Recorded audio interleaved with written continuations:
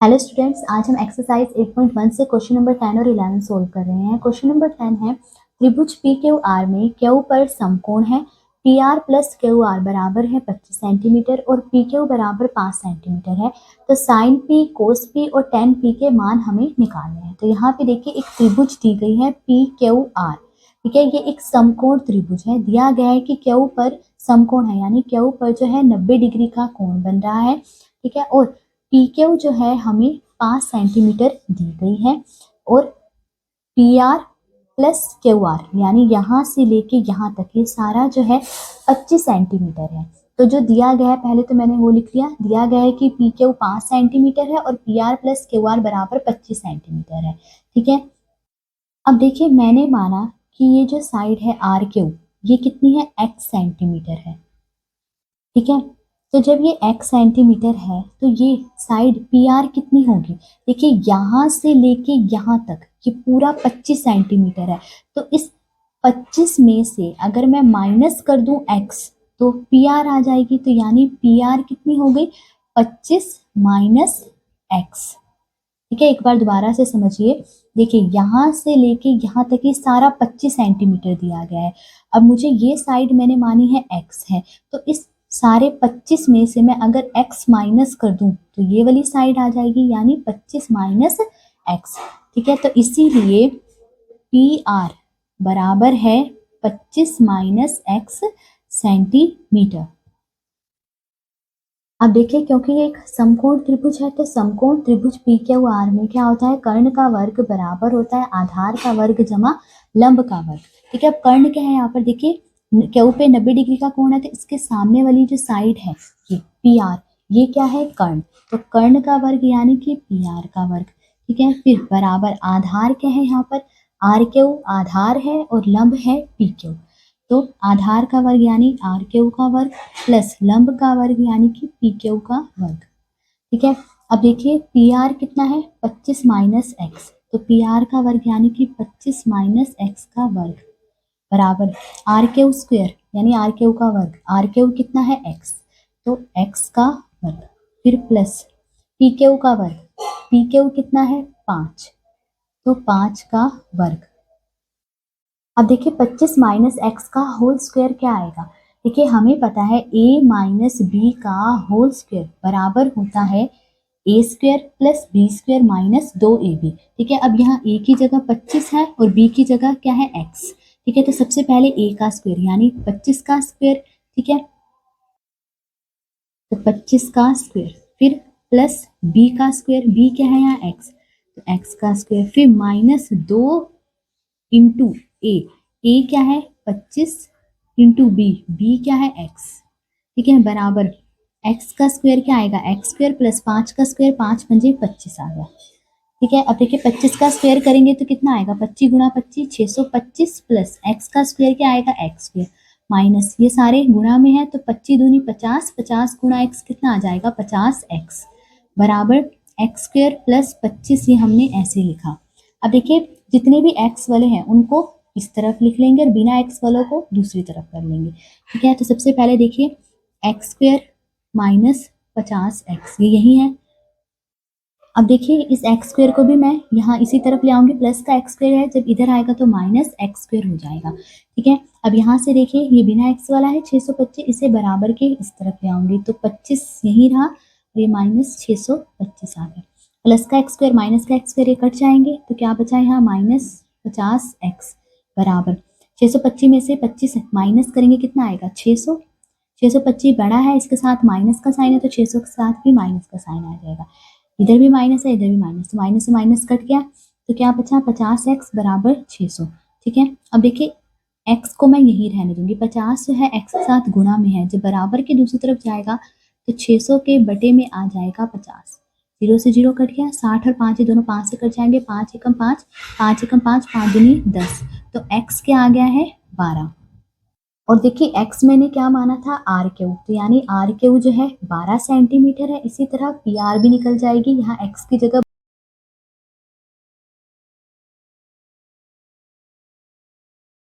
तो देखिए are Q बराबर 12 सेंटीमीटर और पी आर क्या आएगा, देखिए 25 माइनस एक्स था तो x की जगह क्या आ जाएगा 12, 25 में से 12 माइनस करा कितना आ गया 13 सेंटीमीटर। तो पी आर कितनी है 13 सेंटीमीटर। तो देखिए अब त्रिभुज की तीनों साइड्स निकल चुकी हैं, ठीक है। अब क्या निकालना है, साइन पी, कोस पी और टेन पी निकालना है।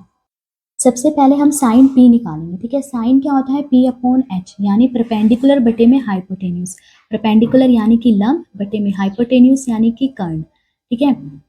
अब देखिए एंगल पी के लिए देखना है, तो देखिए ये है एंगल पी। अब एंगल पी के सामने वाली भुजा क्या होगी, लंब, ठीक है। तो यहाँ पे लंब क्या है आर क्यू, ठीक है, और आधार क्या है पी क्यू, ठीक है, और कर्ण क्या है पी आर, ठीक है। तो देखिए यहाँ पर लंब है आर क्यू, तो लंब है आर क्यू बटे में कर्ण है पी आर, ठीक है। आर क्यू कितना है 12 बटे में पी आर कितना है 13। साइन पी निकल चुका है, अब हमें क्या निकालना है cos P. Cos P B upon H, B यानी कि बेस यानी आधार बटे में एच यानी हाइपोटेन्यूज यानी कर्ण। तो देखिए एंगल पी के लिए आधार क्या है पी क्यू, ठीक है, और कर्ण है पी आर। तो आधार है पी क्यू बटे में कर्ण है पी आर, ठीक है। पी क्यू हमें दिया गया है 5 सेंटीमीटर बटे में पी आर हमने निकाला अभी कितना है 13। तो कोस पी आ गया 5 बटे 13। अब टेन पी निकालेंगे, ठीक है।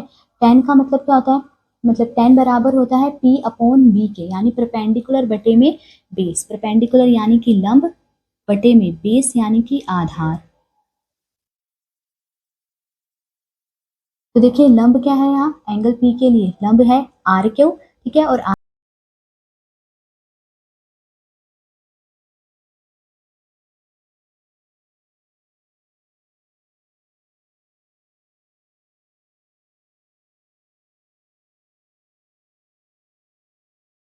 हेलो स्टूडेंट्स, आज हम एक्सरसाइज 8.1 से क्वेश्चन नंबर 11 सोल्व करेंगे। अब देखिए क्वेश्चन सोल्व करने से पहले आपको ये टेबल लर्न होना चाहिए, ठीक है, टेबल याद होना चाहिए।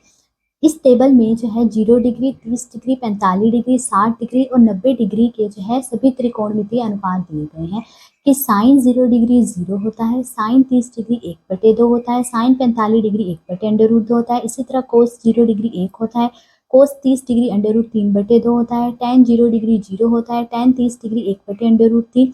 इस तरह से जो है ये आपने याद करना है। देखिए आप ये पहले 3 याद कर लीजिए, जो बाकी के 3 हैं वो इनका उल्टा है। देखिए जो कोसेक है वो साइन का उल्टा होता है, तो अगर साइन 30 डिग्री 1/2 है तो कोसेक 30 डिग्री क्या होगा इसका उल्टा 2/1 यानी कि 2, ठीक है। साइन 45 डिग्री 1/√2 है तो कोसेक 45 डिग्री क्या होगा इसका उल्टा √2/1 यानी कि √2, ठीक है। इसी तरह सीकेंड जो है कोस का उल्टा है, ठीक है। तो अगर कोस 30 डिग्री √3/2 है तो सीकेंट क्या होगा इसका उल्टा 2/√3।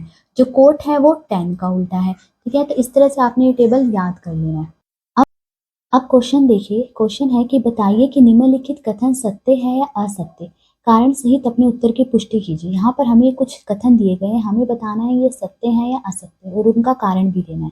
सबसे पहले देखिए दिया गया है tan a का मान सदैव 1 से कम होता है, कि tan a का जो मान है हमेशा 1 से कम होता है। देखिए जो कथन दिया गया है वो असत्य है यानी गलत है, क्योंकि यहाँ सारणी में देखिए जैसे जैसे कोण बढ़ता जाएगा वैसे वैसे tan a का मान भी बढ़ता जाएगा। यहाँ पे देखिए ये है tan a, जब tan 0 डिग्री है तो tan a की वैल्यू कितनी है 0।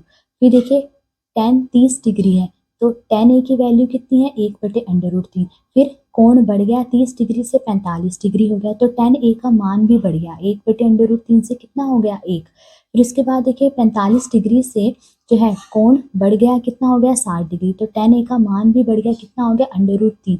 √3 जो है 1.7 ऐसे कुछ समथिंग होता है, ठीक है। तो जैसे जैसे कोण बढ़ता जा रहा है tan a का मान भी बढ़ता जा रहा है, तो tan a का मान हमेशा 1 से कम नहीं हो। तो फर्स्ट पार्ट का आंसर असत्य है, क्योंकि जैसे जैसे कोण बढ़ता जाएगा tan a का मान भी बढ़ता जाएगा। अब सेकंड पार्ट देखिए, कोण ए के किसी मान के लिए सीकेंट ए बराबर है 12/5। तो मुझे बताना है कथन सत्य है या असत्य। तो यहाँ देखिए सीकेंट ए क्या है 12/5, 12 के बटे में 5 है, यानी 12 को 5 से भाग करूँ तो कितना आएगा 2.4, यानी सेकेंड ए आ रहा है 2.4, यानी 1 से बड़ा। ठीक है, अब देखिए अगर आप यहाँ सारणी में देखें तो सेकेंड ए का मान जो है 1 या 1 से अधिक ही है।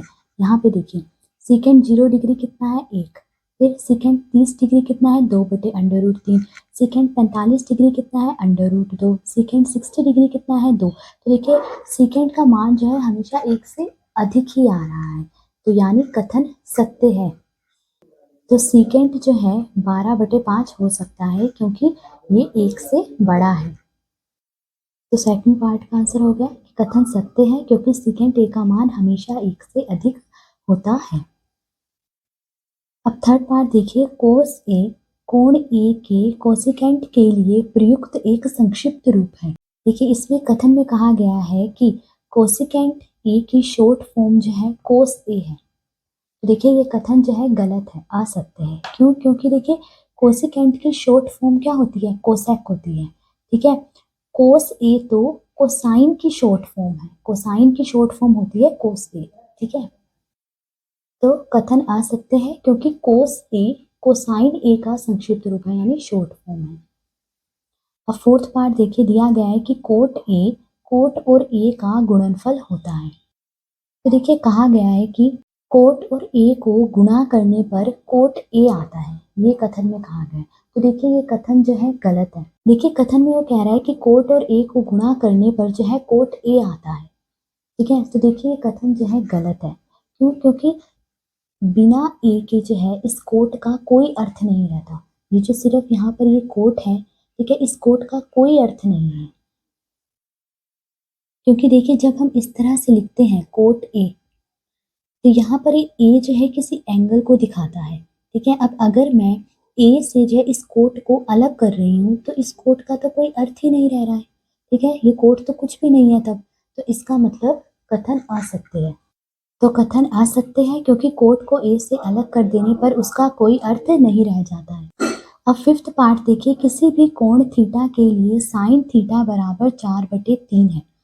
कथन में कहा गया है कि साइन थीटा जो है 4/3 है। अब देखिए 4 के बटे में क्या है 3, जब मैं 4 को 3 से भाग करूंगी तो क्या आएगा, देखिए 1.3 इस तरह से कुछ आएगा, 1.3 आएगा, यानी 1 से बड़ा आ रहा है साइन थीटा। तो देखिए जो कथन है वो असत्य है, गलत है। क्यों? क्योंकि अगर आप यहाँ टेबल में देखें तो साइन की जो ये वैल्यूज है कभी भी 1 से बड़ी नहीं आ रही है। देखिए साइन 0 डिग्री कितना है 0 है। ठीक है, फिर 0 डिग्री से जब 30 डिग्री हुआ तो भी साइन कितना है 1/2, 1 से कम ही है। फिर 45 डिग्री में देखिए साइन की वैल्यू 1/√2 है। 90 डिग्री तक भी जब हम जा रहे हैं तो साइन की वैल्यू 1 ही है, 1 से बड़ी कभी नहीं आ रही है। जबकि यहाँ कथन में जो है साइन थीटा की वैल्यू 1 से बड़ी दी गई है, तो यानी ये कथन असत्य है। तो असत्य है क्योंकि साइन थीटा का मान 1 से अधिक नहीं हो सकता। ठीक है, तो आज इस वीडियो में हमने क्वेश्चन नंबर 10 और 11 सोल्व करा। अगर वीडियो पसंद